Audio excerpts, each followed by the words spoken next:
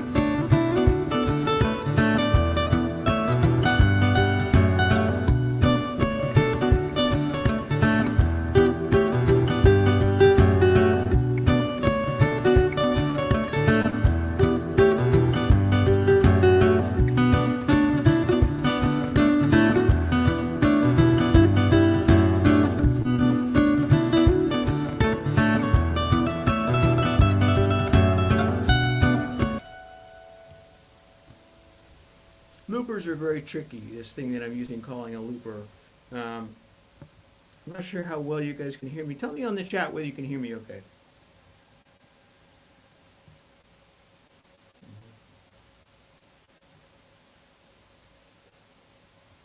That'd be a bad sign if there's no reply to that.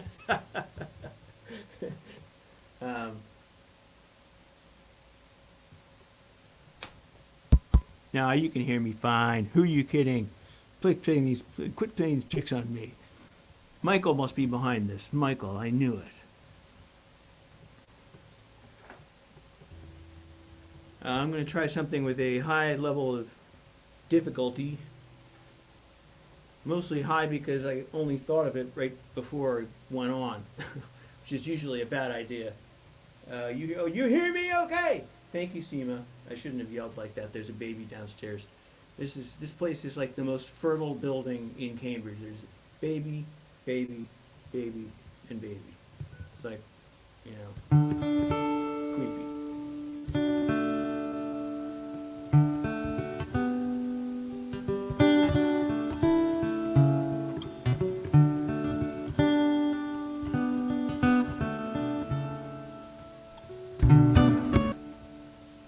bloopers are difficult. I said that. I mentioned it earlier.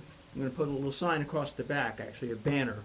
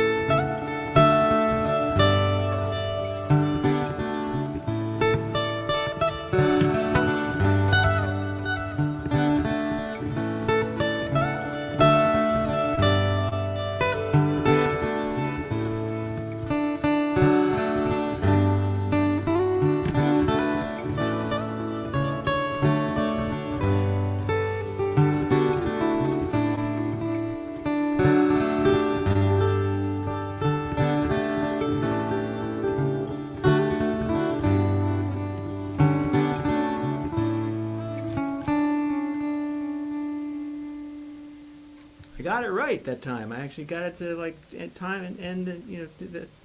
Wow, how about that? It's like, what happened? So I promised I would tell some stories and like jokes and things, and I don't have a lot up my sleeve. Um, Thank you, George and Michael. I'm glad you guys can hear me. Um, I think I'll tell the story of, I was trying between, I've got an EMS story and I've got a rock and roll story. So I'm going to go for the rock and roll story, which is grosser than the EMS story, ironically. It's a story about the greatest groupie of all time. in my last and final band, which was called True Blue. And we lovingly nicknamed her, because we did like her, Lisa the Vomiting Groupie. Lisa was very friendly, and we liked that. And she would come to our gigs, which we liked, because not many people did. Um, and she was really smart. She was very pretty, always friendly. Um, didn't seem to want to like throw herself at anyone. And we would always kind of hang out. We'd drink some beers. What would always happen in all bands is you would get a carton that had a trash bag, and then inside the trash bag would be ice and like 3 6-packs of beer, and that was your pay for the night, you know. And so what would happen is Lisa would show up, before we would go on, and we'd all hang out for a while and drink some beer, and then we'd go and do our gig, and we'd come back, and it was always the same, which would be Lisa would be kind of inebriated in the corner, and the box would have more in it than just the beer. And so we'd have to take turns deciding who was going to drive Lisa home, because we couldn't just leave her in the dressing room. There's probably something illegal involved there. I looked up the lead singer from that band, because of course this was in Boston, and I looked him up a couple of weeks ago, and we were reminiscing and so on, and I said, well, you remember Lisa the Vomiting Groupie? And he said, I sure do. You know what she's doing now? And I said, no. And he Googled something on his phone, and he showed me, and she was the dean of students at a local university. So, it just goes to show you, what happens backstage stays backstage, unless it happens in front of Will Baird, in which case he tells everyone he knows. So, right. Oh, great.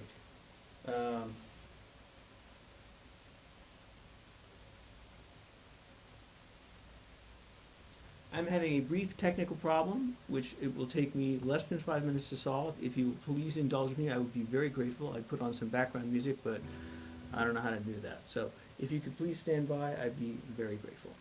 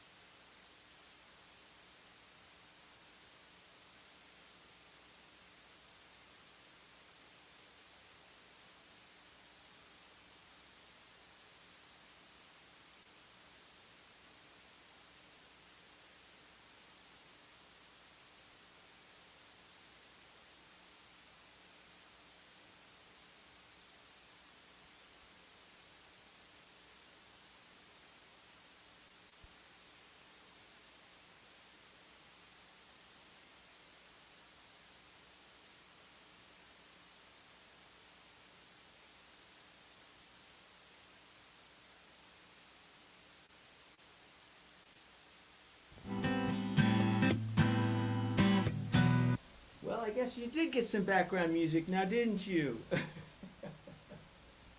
Yeah, I do. Yeah, where is Jimbo? Come here now, Jimbo. I need you. Wasn't that like a classic um, Alexander Graham Bell thing? Watson, come here. I need you. It's like, what kind of a relationship did they have? You know? Okay, I think that problem is solved. Now I just got another problem solved. And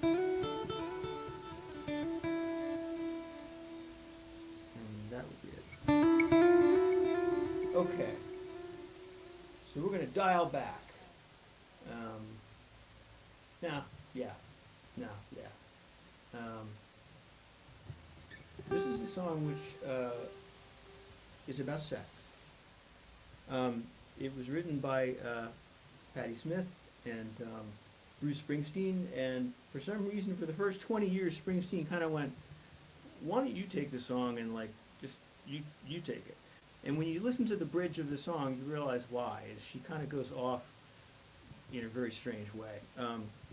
But eventually, he made it his as well, and it's a beautiful tune. So, uh, because the night.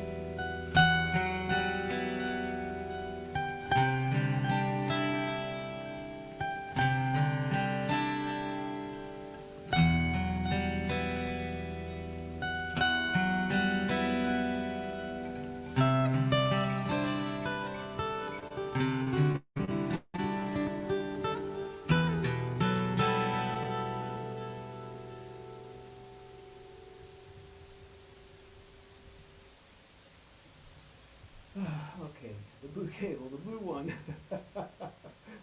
Thank you, Jim. I appreciate that very much.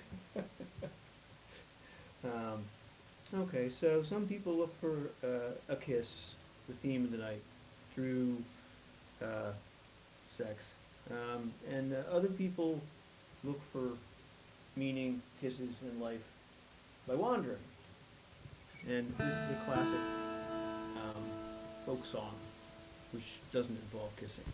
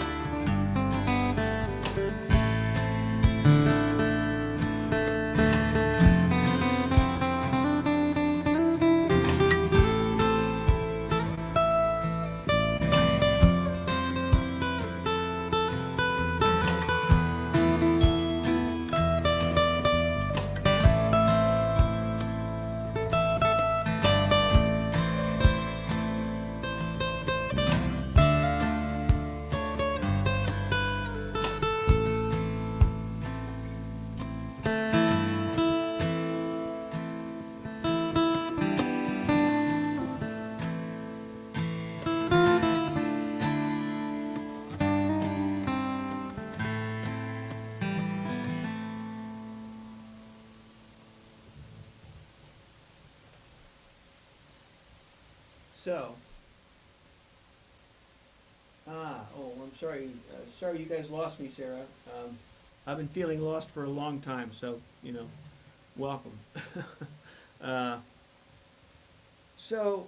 my other story, actually, let me do one more tune about wishing, wandering, waiting, and seeking kisses. No, actually, I won't. Yeah, I guess I will. No, I won't. I'll tell you the story. Okay, so this story is a little off color, but then again, there's lots of color back there, so that makes it appropriate. This is an EMS story, which I will follow with a song called Sometimes, because sometimes hilarious stuff happens in EMS that you can't predict. There's a phenomenon called acute aortic aneurysm, which is nicknamed a AAA, where a patient's aorta, the largest artery in the body coming out of the heart, becomes weakened and is at risk of bursting. And the classic symptoms are a tearing back pain in an elderly person. So at 2 a.m., I'm supervisor. I'm asleep in my little bed, and the pager goes off for an elderly male with tearing back pain, severe tearing back pain, and I think, oh God, this is going to be bad. So I get in the car and start heading out Mach Schnell. I'm in another location from the ambulance, so I can hear they're going to get there first. I call for a paramedic from another town who can provide more advanced level of support. And I get out of the car on scene. The ambulance is already inside. The police are already inside, and I can actually hear the guy from outside hollering, going, "Oh, the pain! Oh God, the pain!" And I'm thinking, this is bad. This is going to be really bad, and we've got to get him out of here quickly. And with a patient like that, they need a surgeon. They don't need an EMT. So I go in, and things. The minute I enter the house, it's like the deeper I go into the house, the more intense things get. And I get into the guy's room. There's two police officers. There's two members from the crew of the ambulance. And the crew is like, they seem kind of feckless. They're like checking his blood pressure, and they've got the wrong thing to scoop him out and move him. And I'm going, no, come on, we got to move. And I'm thinking, the paramedic is going to get here and he's going to kill me. This guy has a temper that is fierce, and he's going to tear me apart. And this guy's going, "Oh God, the pain, the pain, the pain!" And he's just like yelling at the top of his lungs. And I'm trying to tell the crew, go and get the other lifting device. And they come back with the thing and so on. And I see the paramedics car pull out outside. I see the red lights, and I think, this is it. I'm going to get it. He's going to be mad because this guy would already be in the ambulance, headed to the hospital, and we're still screwing around in the guy's bedroom. And he's going, "Oh God, the pain, the pain!" And right as I hear the front door close, there's this thunderous clap of a lightning bolt, of a fart. That is the loudest thing you have ever heard. I mean, it was so deafening that I could swear that dust was settling afterwards, just because of the percussive nature of it. And all of a sudden, everything was silent. And the guy said, "Oh, I feel so much better." And the medic said, "So, what's up?" So, sometimes you can't guess what's going to happen. I said, "I think you can go back. I think we've got this one taken care of."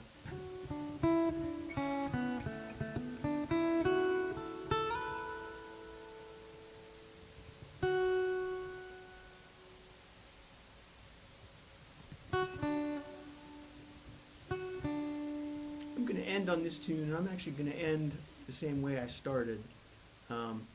Thank you all so much for joining me tonight. I love these nights, and it's great to have you there and to see your comments, and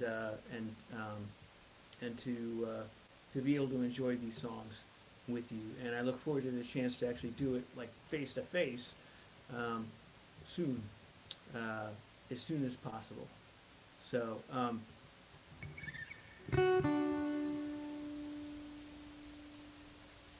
So this song is for Sarah.